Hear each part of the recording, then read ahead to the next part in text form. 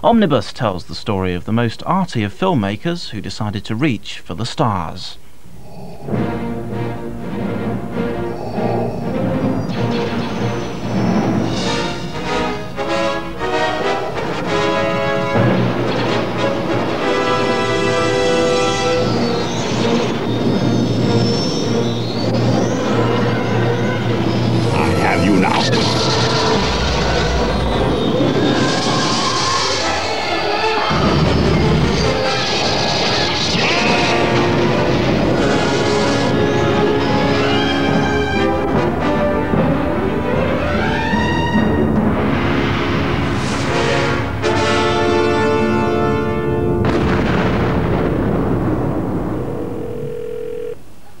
In theater number 1, the main Chinese auditorium, we're presenting Star Wars, the new edition. There's an early screening of Star Wars Friday, Saturday, Sunday only at 9:30 a.m. Additional show times every day are at 12:45. Stop that ship! Blast them! I'm very surprised that anybody could get away with releasing a 20-year-old movie to such a remarkable response. Judy, get us out of here! And only slightly discomforted by eventually some point I'm going to have to see 20-year-old acting. I mean, there's the odd sideburn here and there, but for the most part, like any fairy tale, it's timeless.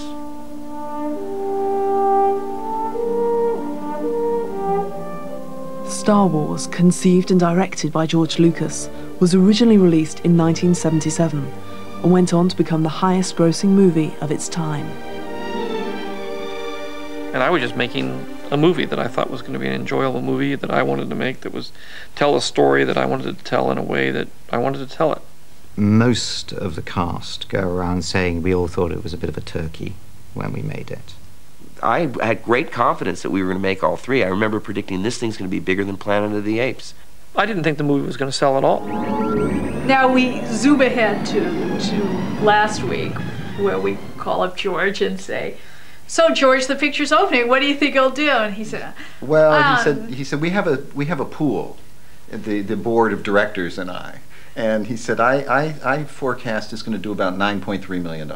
For the weekend. I said, "George, how'd you come up with 9.3? And he said, "Well, that's what a movie did last week, and it was a movie just opening."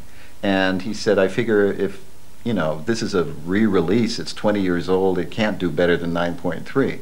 So, you know, we called him back after the film made $35 million the opening weekend. But I think secretly George knew. With the release of the special edition, Star Wars is again the largest grossing movie. Lucas used the power and profits from Star Wars to establish himself as an independent producer, operating from Skywalker Ranch in Northern California. The world of cinema, especially in terms of, you know, critics and studio executives, which are the two judges, is very that world is very bigoted. They have a very narrow picture about what a film can be, and they have a very strong opinion about what shouldn't get made and what isn't acceptable. George came to Hollywood and with sort of a bookkeeper's mentality and said, you know, this is sort of shifty the way they work Hollywood, and they steal all the profits, and, you know, what if I raised my own money and what do I need them for? And he went north and spent his own money on all his movies, and sometimes it's worked and sometimes it hasn't. You know, George is like a great builder. He's, you know, and once he has it in his mind that he's going to, you know, make these 6 Star Wars and you know, untold billions of dollars, and nothing's going to stop him. I've been waiting for you, Obi-Wan. We meet again at last. This notion of self-belief was echoed in the central philosophy of Star Wars. The Force? The Force is what gives the Jedi his power. It's an energy field created by all living things. It surrounds us and penetrates us. It binds the galaxy together. I thought the beauty of it was that you were able to interpret what it means to you. So if people want to take religious aspects of it and run with that, other people say it's like sort of an inward spirit. I an energy that surrounds and binds us. It's just ambiguous enough that you're able to make of it what you will. For me, the Force is the power that everyone has that they usually don't use. Yoda, in my film, says something interesting.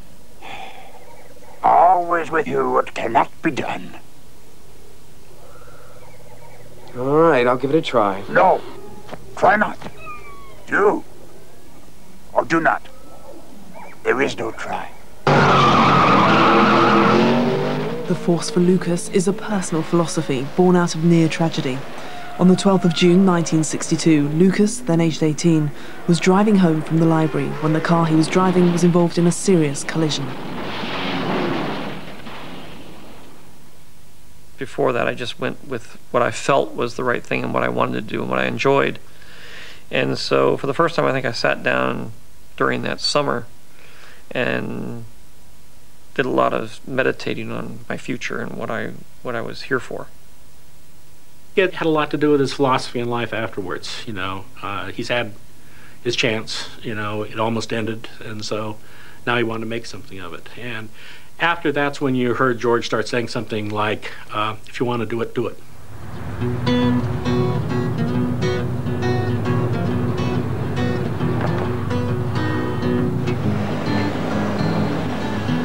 I remember him being born as he was on Mother's Day on May 14th in 1944, and he was just a, scrawny little guy with sort of big ears flapping and so forth. And of course he was the only boy in the family, so he was really sort of the apple of everybody's eye. I was always interested in building things, so I had a little shed out back where a lot of tools, and I would build chess sets and doll houses and cars. We built lots and lots of race cars. We push around and run down hills and things, like soapbox derby. Lucas's father, George Walton Lucas Sr., was a self-made man who owned a local stationery store and was a committed Methodist. George's dad was very strict. And he used to make George shave his head every summer. Us, it didn't bother George. I mean, he was humiliated. I guess I had the advantage of always feeling that my father was very fair. He may have been very strict, but he was also very fair. He also told me why I couldn't do whatever it was. It wasn't just sort of edicts that were laid down arbitrarily. It was always a reason behind everything. And as I got older, I was very interested in cars from the point of about 11 or 12. Got extremely interested in cars and motorcycles. In high school, we started playing with real cars now, which was a lot of fun. And only, neither George nor I had the kind of cars that everyone else had. My father got me a little tiny Fiat, the smallest, a little 2-stroke engine in it and stuff, and he figured that would be safe because it couldn't go that fast. And I worked in a foreign car service, so I immediately took it in and took the engine apart, put it back together again, and made it extremely fast.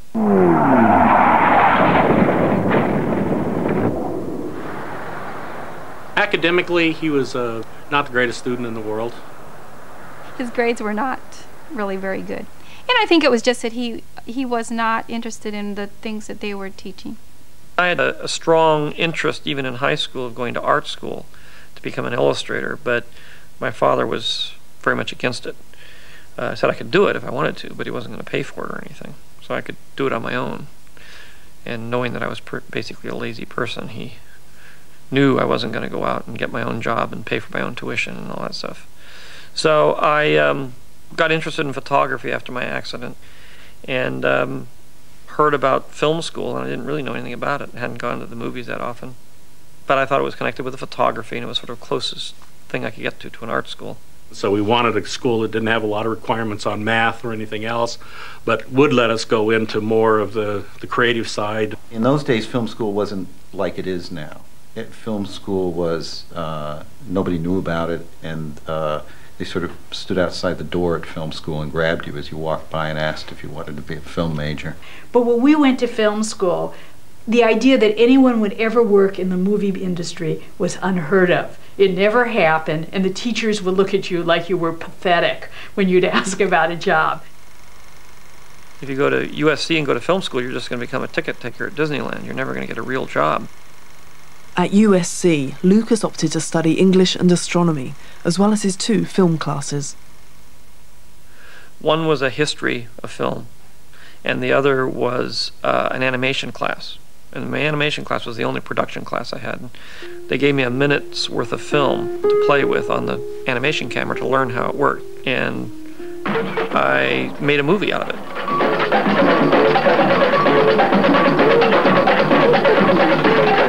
The instructor was so impressed with it, he entered it in a bunch of film festivals, and I think it won about, I don't know, 18 or 19 film festivals that year.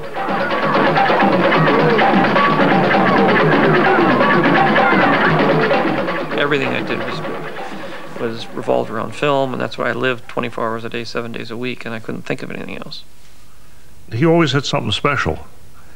We noticed it, I noticed it, others noticed it at the time.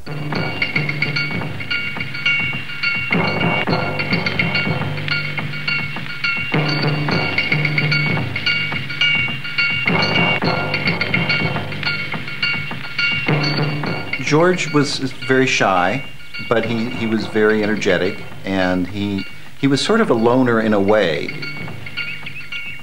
George was seen at the time at film school after the first or second semester. He was recognized as being the star. The culmination of Lucas's achievements at film school was his triumph in the National Student Film Festival for Best Drama, with the futuristic THX 1138 Electronic Labyrinth. Resources at USC were scarce, but Lucas was able to obtain funds designated for a military class he had volunteered to teach. The Navy crew had all the greatest equipment, had all the free film, color film. A lot of us had to shoot black and white at the time. So it was very shrewd of him to make THX with the Navy crew.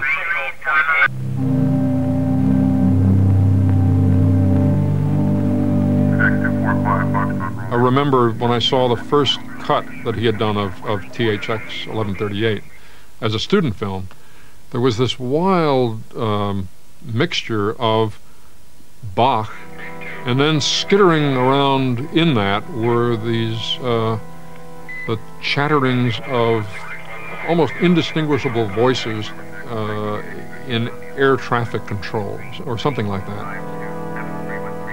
It was really quite unusual and very cinematic, and it was full of technical gewgaws, and it was fun. The one route from film school to Hollywood was a scholarship to Warner Brothers.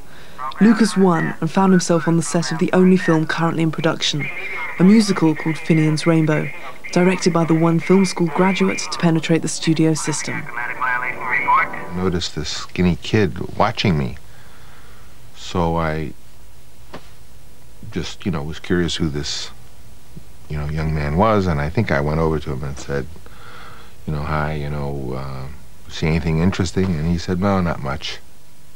He sort of took me under his wing and said, you're going to have to learn to write if you're ever going to learn to direct. And you'll never get a chance to direct unless you can write. I said, but I'm not a writer, I hate writing, and I can't do this. And he says, look, I'll help you. After Finian's Rainbow, I was making The Rain People, and George was there helping, but he was also writing the THX movie. The way it worked out is Francis made this deal for me to write the script of THX. So I was paid as a screenwriter on THX. And I'd write from 4 in the morning until 6 in the morning. And then I'd work on the film all day. And then, in order to keep myself interested, besides all the other things I had to do, I wanted to shoot a documentary.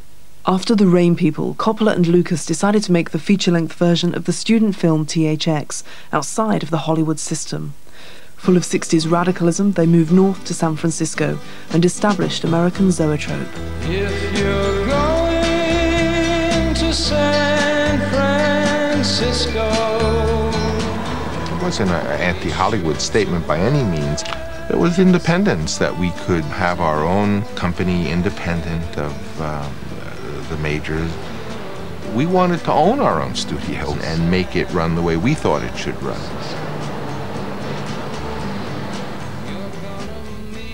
Coppola negotiated a 7-picture deal with Warner's. Unfortunately, the first film he made was George's film, THX.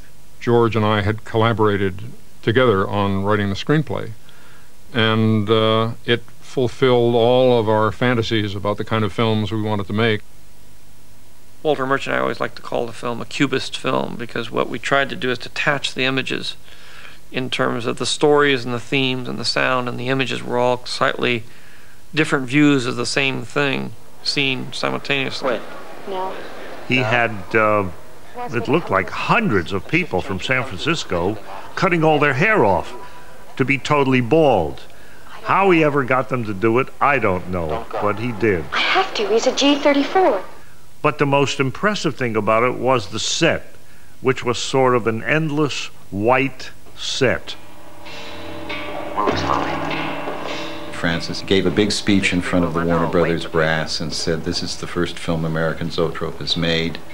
I let George go on his own and finish his own creative vision, and we have 7 other films we're going to make this year, and here it is. And he showed them the film, and they hated it. They hated THX, and they wanted to recut it. They didn't know what they had, and they then hated all the scripts. And they pulled the rug out from under Zoetrope and said, now you have to pay us back for all this money we gave you, because we don't like any of this stuff. We don't want to have anything to do with it. And so that's really where, suddenly Francis owed Warner Brothers about $500,000, which we didn't have. And that forced Francis to take a job, which ended up being The Godfather. I just, after THX, told him that, to try to write something that really had emotion. And I said, why don't you try to write something out of your own life that has warmth and humor and that people can relate to, so that he began to write American Graffiti.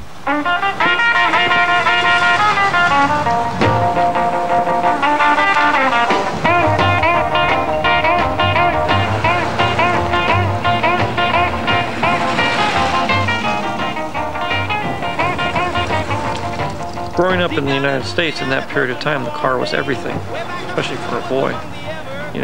Especially in high school, you're defined by your car and what kind of car you drive and how well you're able to handle your car and all that sort of thing.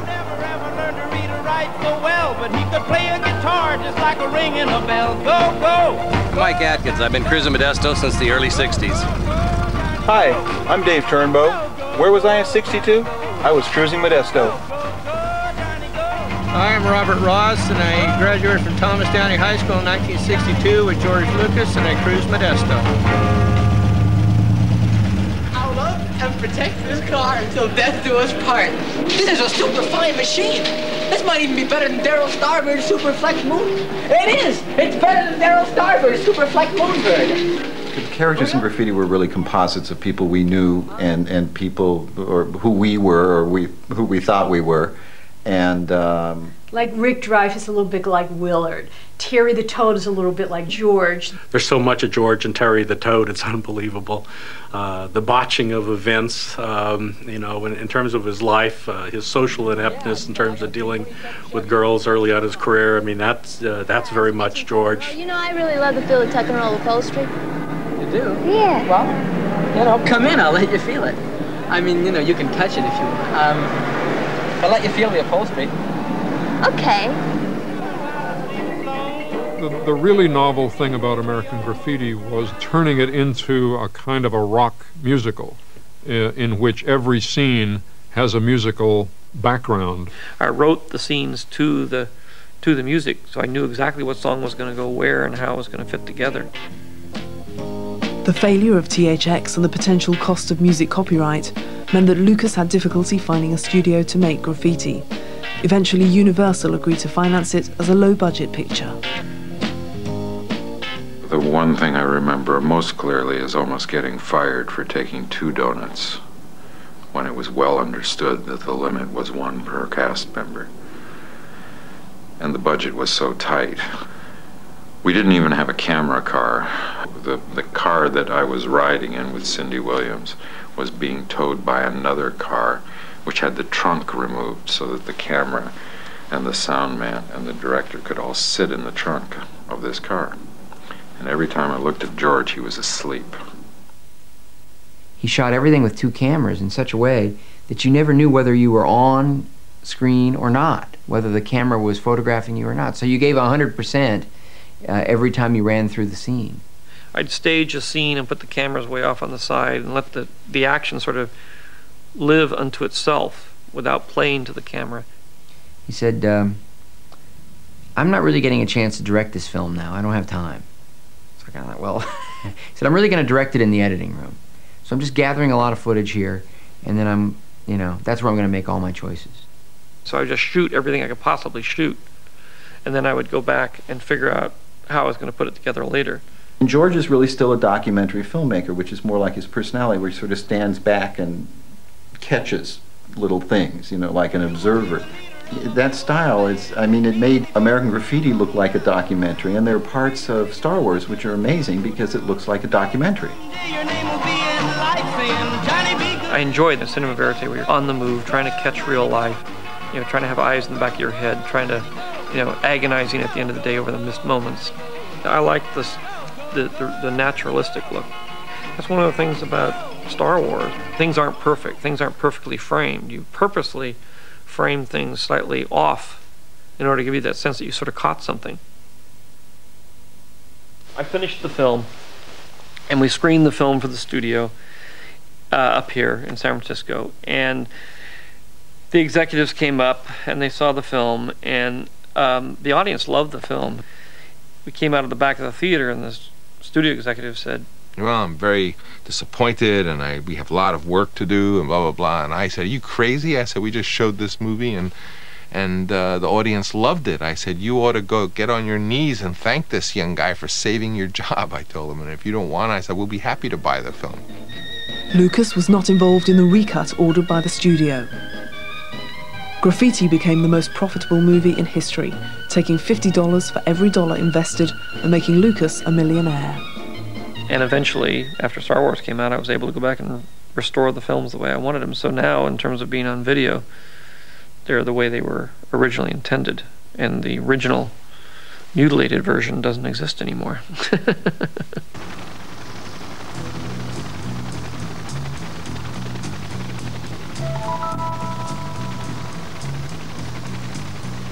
For his next project, Lucas turned to an idea he'd been working on in the early days of Zoetrope, for a film based on the Vietnam War.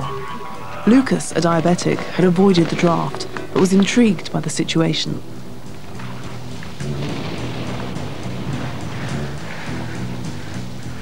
However, the studios refused to back the project that would eventually become Francis Ford Coppola's Apocalypse Now. I was interested in the human side of the war and the fact that here was a great nation that had all this technology and was losing a war to basically tribesmen. So he took that situation in a nutshell and transposed it not only out of Vietnam but into a galaxy far, far away and long, long ago.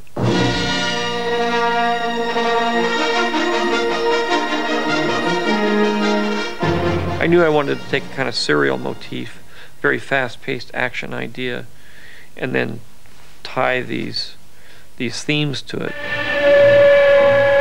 A rocket ship is loaded with enough solarite to destroy the principal cities of the Earth. George wanted to do Flash Gordon, and he met with the people who owned it, and they didn't take him at all seriously. Do not surrender at once. He took the idea of the Flash Gordon trailers, you know, the diagonal titles that talk about the universe at that point, and then he sort of combined it with a Stanley Kubrick 2001 world, you know, and then created his own Flash Gordon. Lucas set to the torturous process of writing Star Wars. A successful director now, he was courted by the major studios to make various pictures, but resisted. Graffiti had removed the need to take a job. He'd fly down and he had a little briefcase, and in the briefcase was a pair of underpants and a deodorant and his notebook. And he'd take out his notebook and close it, and you say, well, George, this isn't working, or that character makes no sense. He'd go, okay, right, you know, and he'd take his notes, and he'd go and visit all his friends, and he'd fly back home and rewrite it some more. We had a whole Star Wars script that I thought was fine, and then he chucked it, and I think he had seen Hidden Fortress by that point and was interested in The Two Servants. When I started Star Wars, the part of Hidden Fortress that I was inspired by was ultimately the fact that the story's point of view is told from the lowest level person in the film. In that film, it's the two peasants. He started again with these two robots lost in the wilderness and sort of used this little preamble to get back to the story. What mission? What are you talking about? After 15 months, Lucas had produced a 13-page treatment, but it was rejected by the studios. Unable to produce a coherent script, he commissioned NASA artist Ralph McQuarrie to illustrate his ideas, and these drawings won the confidence of Fox executive Alan Ladd Jr. I don't understand this movie, but I trust you, and I think you're a talented guy. And I'm investing in you, I'm not investing in this script. And for him to do that, and then defend the script to the board and to his superiors and stuff, was a very brave thing to do. Because I don't think he ever understood it until he finally saw it. He would call and he'd say, I'm not sure I'm going to make the deal. And I'd say, why? And he'd say, well, they're not giving me control, they're not giving me the rights to the sequels. And I'd pause and I'd say, George, you're lucky to get $10 million to make this movie, and let's just make the first one. And he said, no, I really, it's going to be better if I can control number 2 and 3. I'm Luke Skywalker. I'm here to rescue you. You're who? I'm here to rescue you. I've got your... For Star Wars, Lucas wanted a cast of unknowns and announced that no one from graffiti would be used. He began open casting sessions and was able to fill 2 of his 3 principal roles. Coincidental to the beginning of casting for Star Wars was the fact that I was working as a carpenter in Francis Coppola's office, working on the door when George and Richard Dreyfuss walked in. Bring me the hydro spanners! For an interview for Star Wars. And I imagine George was a little embarrassed because I was there. Ow! We chatted briefly, and I think that only served to remind him of my being around and available. He wanted a very specific actor to play Han Solo. George wanted Christopher Walken, and I think he saw in Christopher Walken, who was very eccentric and very kind of evil, but he had this sort of delicious quality about him. But he was sort of extraterrestrial, and I don't know. We felt very strongly that he should have he should use Harrison because who was more fun. Star Wars was pretty difficult to read as a script because a lot of the description was of special effects, and it looked like a description of something that was impossible to create on screen.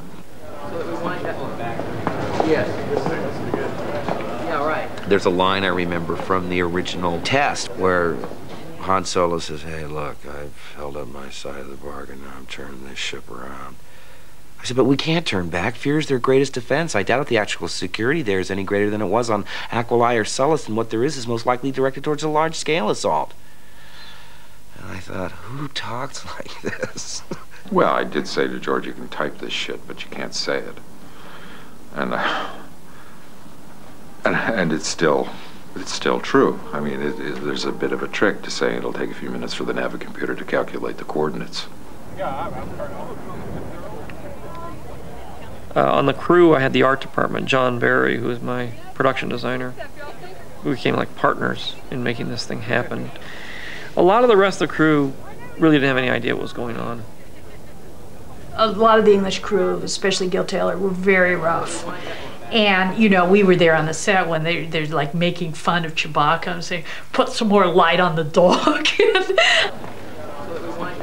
George doesn't really communicate that directly with people on the set. He prefers to have everything on film or on some kind of digital format that he can weave you around into whatever formation he wants. I have never seen him so depressed. And to the question, you really say, is he going to make it through this movie? Is he going to get up in the morning to go to the set? because so much of what George visualized, he was not able to achieve. And he was in a state of just constant frustration. Every day he'd say, you know you're not going to get 100%, but you think maybe you'll get 70 or 80. He said, I'm getting like 40% every day. Crews wouldn't work after 5:30 and that sort of thing, where you just really, if you just get another hour or so, you could sort of finish a scene and then move on, and you wouldn't drop behind.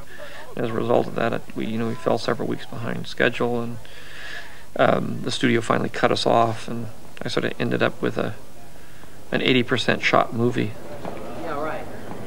George, I think, came from sort of a middle-class background, and he felt it was irresponsible to go over budget. And he's always felt like that, and so he doesn't. And he cuts corners, although it's killing him, and he'll finish on time, and he'll find cheaper ways to do things. I came back, ILM had not shot anything at all. They'd spent half of their budget. They had no shots whatsoever. And it just looked like the ship had sunk, and I just hadn't realized it yet. The effects industry in Hollywood was virtually non-existent in the mid-70s. So to produce the special effects, Lucas had established his own company, ILM, Industrial Light and Magic. I'd say around the beginning of 1976, the hardware, the gear started arriving that had been designed for the Dijkstraflex camera and some of the other camera gear, animation equipment that we were going to be using. And it took 6 or 8 months to actually get that stuff actually functioning. It was very difficult to try to make that schedule, because no film had really been done like that before, where you had to develop so much hardware at the beginning of it in order to get the vision on the screen. In the days of Star Wars, I don't think George even really thought of special effects as special effects. He just wanted to make his movie. Stay in attack formation.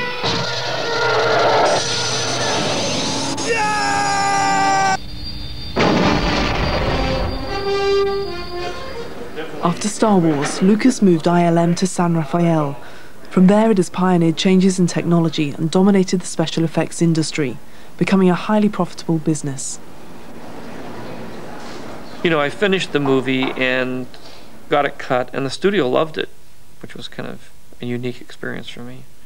And then showed it around to a bunch of my friends. The film started, and that crawl which explains the sort of backstory of the evil empire fighting the forces of the rebellion was about 3 times longer, and it looked like it had been shot on somebody's driveway and the camera was on a wheelbarrow or something, because it was all jiggly and it went on forever, and it was so confusing. There were no special effects. It had been all cut with World War II footage to simulate the battles.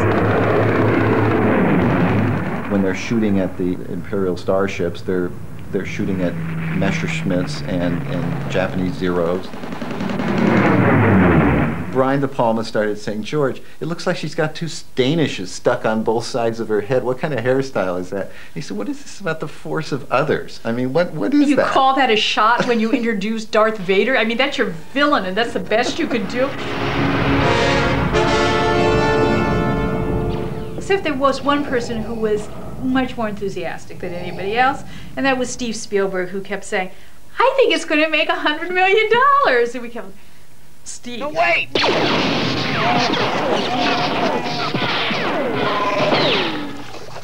You forget it, I already tried it, it's magnetically sealed! Put that thing away, you're gonna get us all killed! Absolutely, Your Worship. Look, I had everything under control until you let us down here. It's not gonna take them long to figure out what happened to us. It could be worse.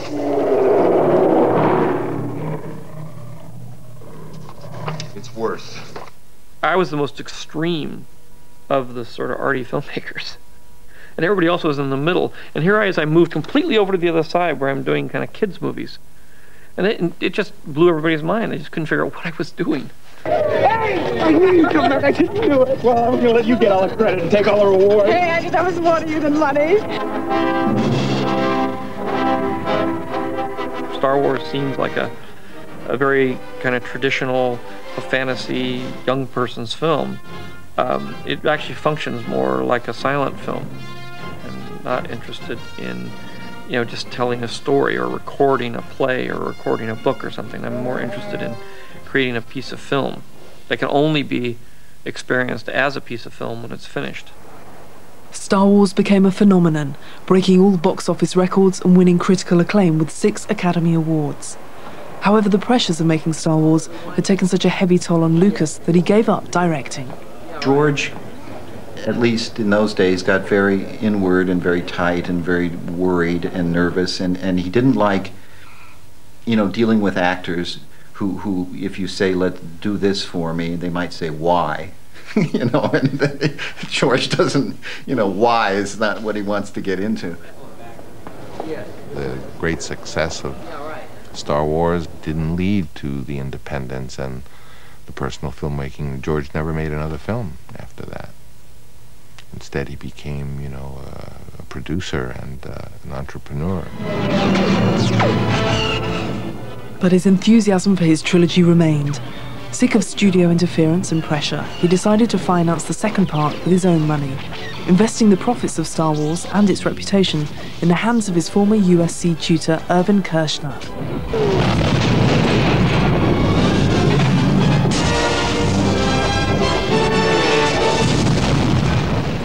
The thing that scared me as much as the actual technical aspect of the film was the fact that George said, it's my money that's paying for this film.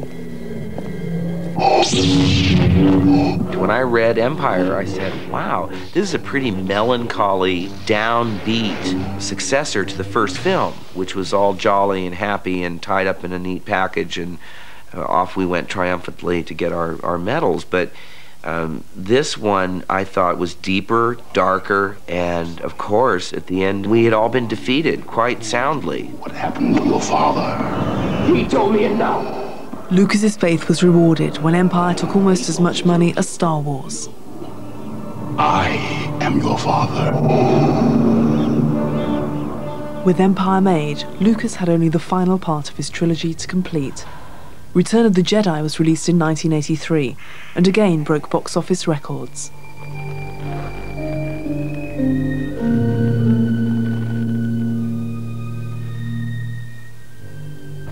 Until its re-release, the trilogy had earned $1.3 billion.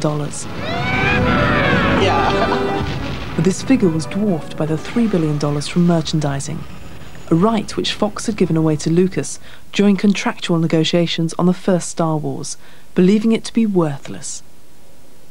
It is very strange being merchandised as a character in every format and art form, and from bubblegum to, a bar of soap to a breakfast cereal. Star Wars pretty much created merchandising in the movies. Did I enjoy being a bubblegum card? Yes. I thought you had to be like a good athlete to become a bubblegum card. And we created a new way to be a bubblegum card. Kellogg's C-3POs. Twin rings of honey-sweetened oats, corn and wheat fused together in outer space for a truly galactic breakfast. Yes, the Force can be with you at breakfast with Kellogg's C-3POs. But Star Wars marketing didn't end in the shops. In 1985, the Star Tours ride was opened by Lucas at Disneyland.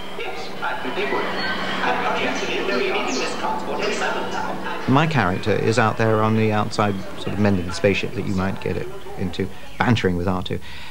And then my voice track is going along there. I also do the seat announcements. Please make sure your seatbelts are securely fastened. What is it now,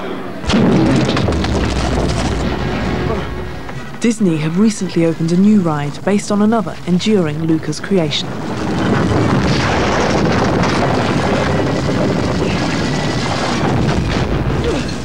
Well, Indiana Jones, actually, I came up with the idea while I was pondering over Star Wars. George had always wanted to do a serial. Then I started playing around with this other idea of an archaeologist who was a treasure hunter and a real high-action concept thing, which I was playing with Star Wars, but I said, well, I can even do a purer form of that. He said it would have certain affinities to James Bond. That was... Well, the James Bond, what he liked about James Bond was this, that the movie always opened with the end of the last episode.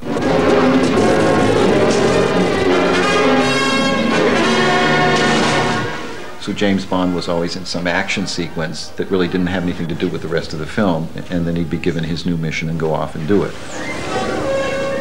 As I started taking it to my friends, I took it to Phil Kaufman, and he worked on it for a little while. He actually came up with the idea for the arc, and then he didn't want to do it. He went off and did another movie, and then I'd tell people, and they'd say, "Oh, that's interesting." And so after I finished Star Wars, I told it to Steven, and he just jumped on the idea and said, "This is great."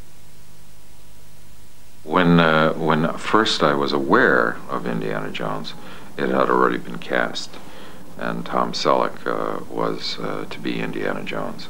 It was only the fact that Tom couldn't get out of his contract for a television series that led to George, once again, casting about. For Indiana Jones, Lucas decided to go back to the studios. With a Spielberg-Lucas dream ticket, he was able to secure the most profitable deal in Hollywood history.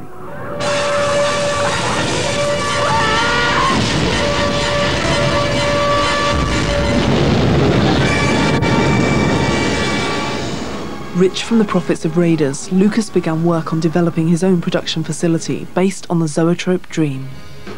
This was the land that he worked by hand. It was the dream of an upright man. There was a room that was filled with love. It was a love that I was proud of. As a writer, and when I was doing THX, I worked in my house. You know, I wrote the script in my house. When I edited the film, I put my editing machine in the attic. I put Walter Murch down in my second bedroom, and I turned my house into a studio. I just wanted to continue that idea. When we first drove out there, and it was nothing but, you know, countryside, except suspiciously it was on Lucas Valley Road. And I said, "Was this the only piece of land you looked at?" I think what he was trying to do was recreate film school. I wanted it to be a very warm and kind of nurturing environment. At worst, it's sort of like Xanadu, where he's built this thing up there that I don't know what they're going to do with it when George is gone.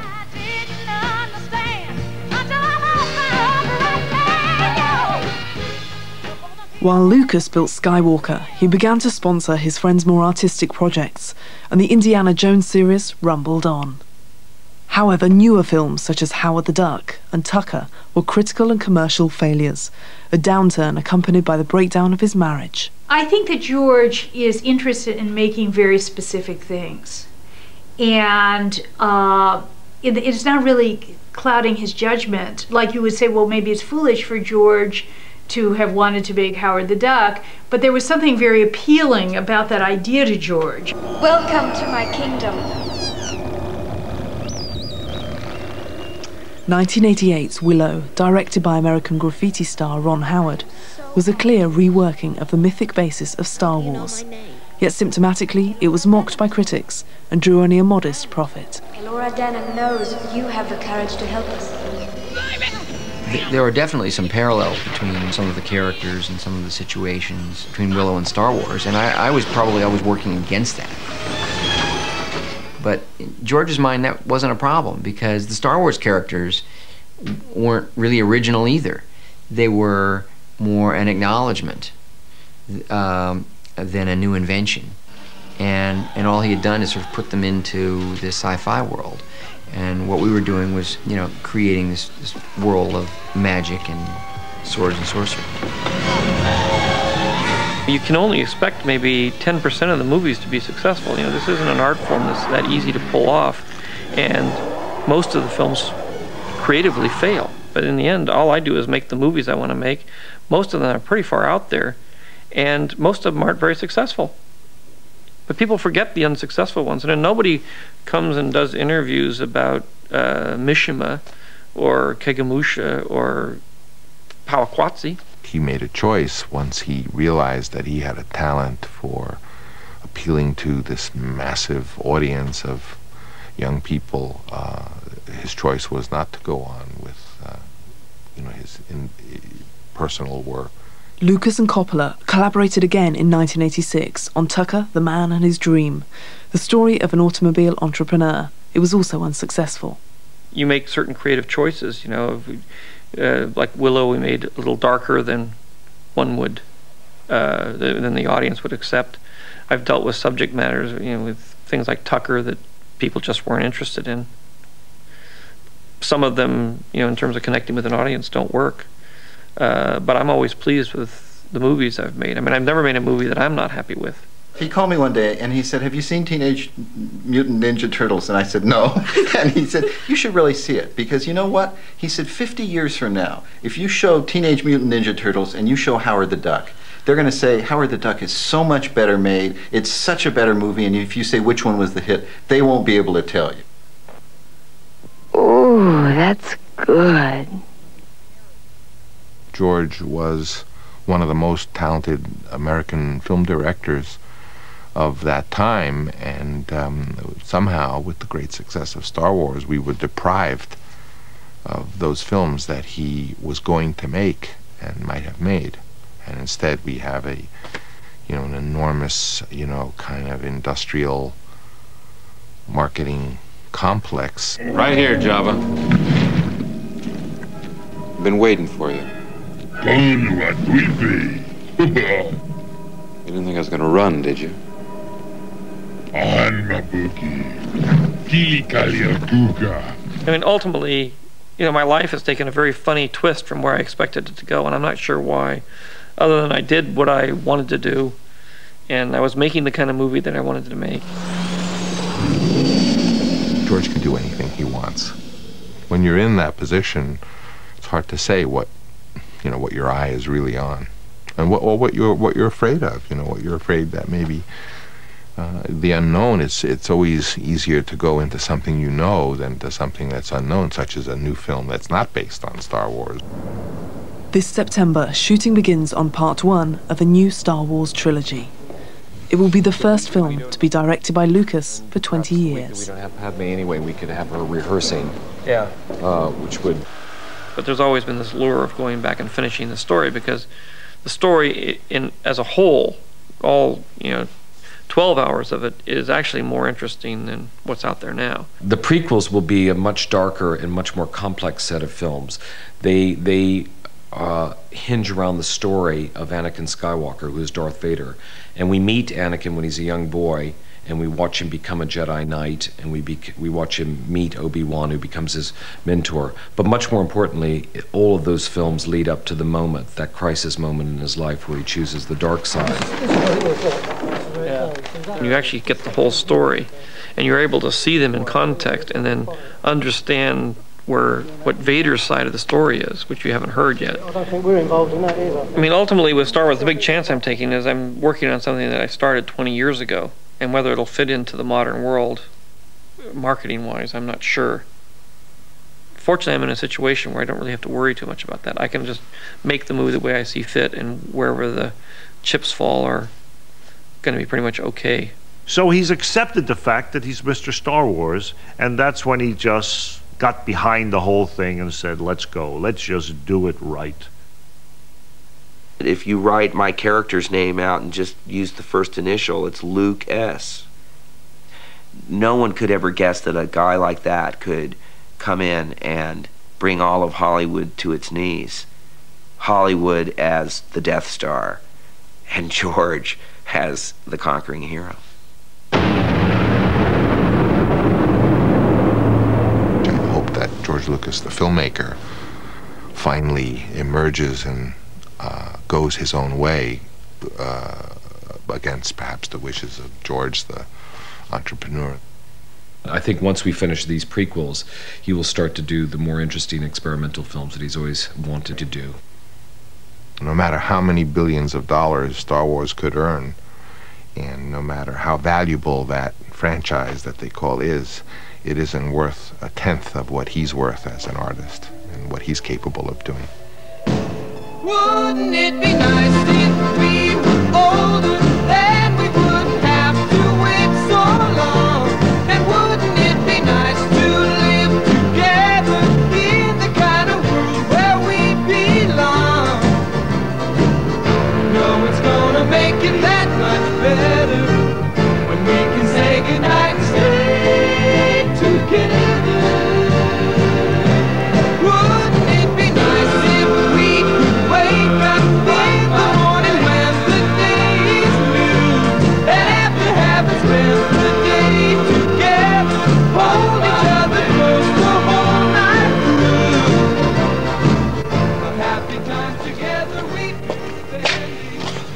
here at Stage B at Leavesden is where it all begins.